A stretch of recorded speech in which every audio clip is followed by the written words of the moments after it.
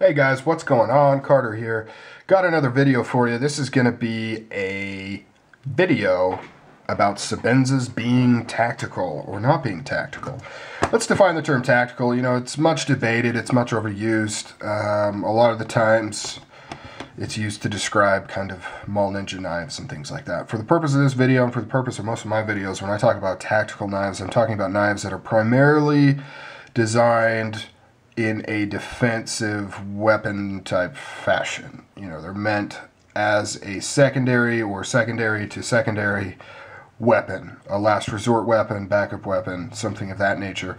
But of course they can be used in multiple capacities, but that they're primarily designed for that feature. And there's a number of points that kind of have been laid out as to what features a tactical knife needs to have. Of course, that's not written in stone. That's just kind of the general thought process. For this video, obviously I've got the Sebenza. That's the point of the video. But I've also got pretty much an undisputed tactical knife here. This is a Yojimbo 2 designed by Michael Janik, or Janik. He is a knife fighting aficionado. He's written many books, he's done DVDs, trainings, classes, he's designed multiple knives, and that's what this is. This is a tactical fighting knife designed by a tactical knife fighter. That's what the primary purpose of this knife is. It can be used for many things, but its primary purpose is as a tactical fighter.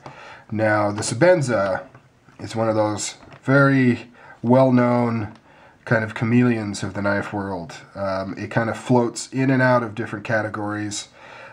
Some people place them higher in other categories than others, but it's one of those rare knives where you could say, I could do a video and say, this is a gentleman's folder right here.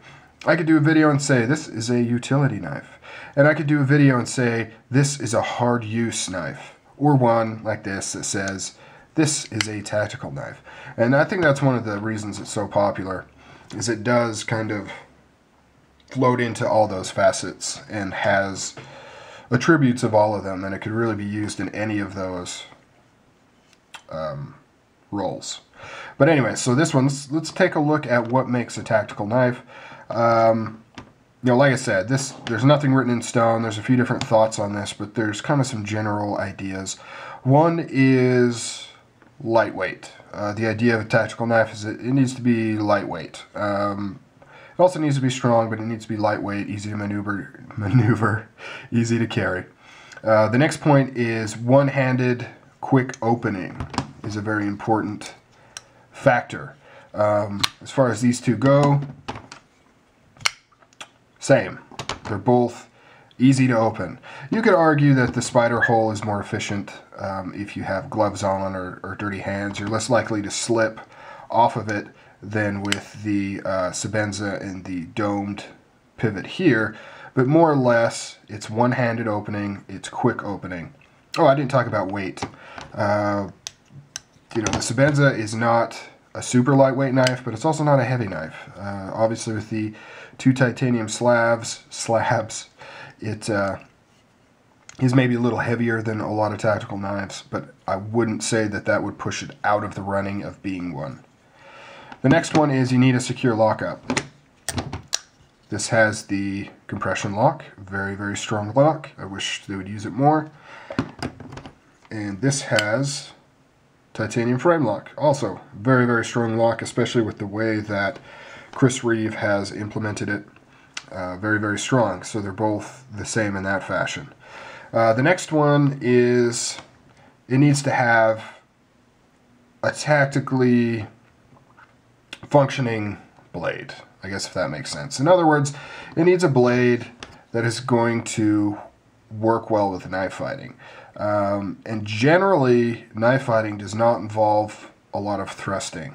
And especially if you're using a folding knife, it is not kind of the preferred method for using a knife. And there's a couple of reasons why.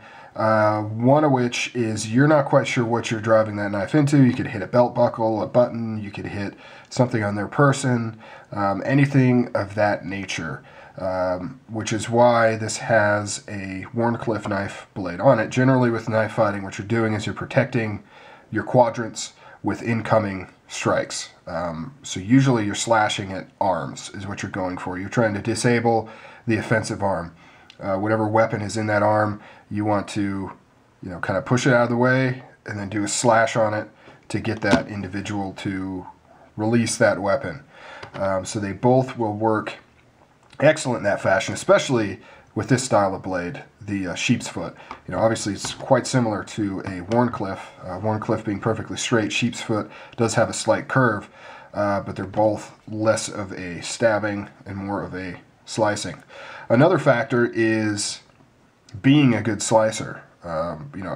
Just like I mentioned before, you want to be able to do nice slashing strikes with a tactical fighting blade that'll cut deep and cut well, and they both will do that. They both are hollow ground and come down to a very, very thin edge right behind the edge.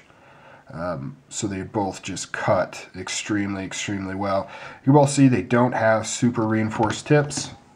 They're both actually about the same as far as tip strength goes. So they both work excellent in a kind of the functionality of the slashing.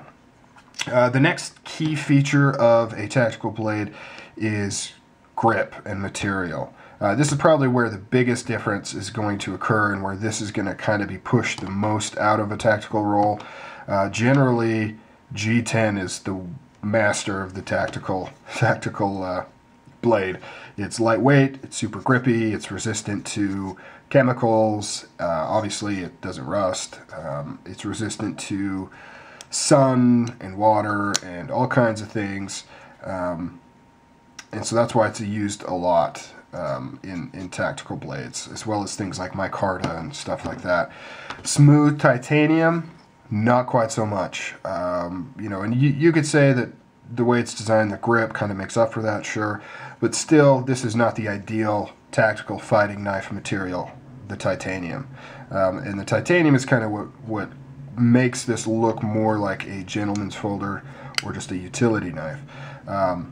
However, that being said, I still say we have more pointing towards this being a very useful tactical fighting blade than not. So, in my opinion, I think this definitely could be considered a tactical blade. Is it the ideal tactical fighting blade? No, probably not, but would I put it in the realm of the ballpark of being so? Sure, absolutely. Like I said at the beginning, this knife kind of floats in and out of a lot of different roles that knives can take, which I think lends to its popularity. Alright guys, that's it. Just wanted to share a few thoughts on the Sebenza and its usefulness in a tactical fighting role if you so needed it to be. I think it's an excellent choice for all kinds of uses. It's really a good all-around blade. Alright guys, take it easy.